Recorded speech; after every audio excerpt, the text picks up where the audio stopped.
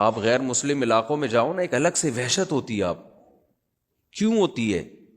ایک تو بچے نہیں ہوتے ان کی سوسائٹی میں، رونق ہی نہیں ہے، سارے بڑے بڑے ہی گھوم رہے ہیں یار، رونق تو بچوں سے ہوتی ہے.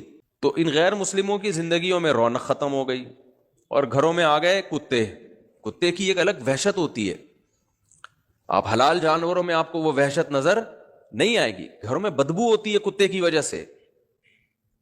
تو خیر اس میں بیماریاں کتنی ہیں، بیماریاں لگتی ہیں انسانوں کو.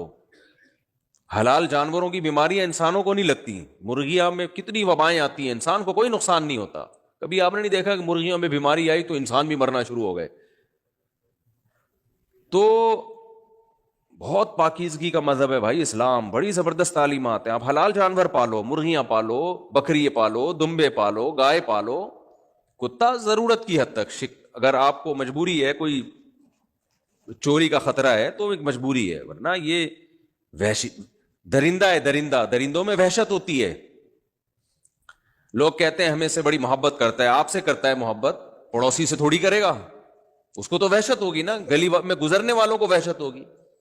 آپ وہاں دیکھو روڈ پہ انگریز لوگ کتے لے کے گزر رہے ہوتے ہیں تو اس انگریز کو تو محبت ہوتی ہے، لیکن جو فٹ پاتھ پہ دوسرا آدمی ہے وہ ڈر رہا ہوتا ہے، گھبرا رہا ہوتا ہے کہ یار یہ مجھے ہی نہ کاٹ لے.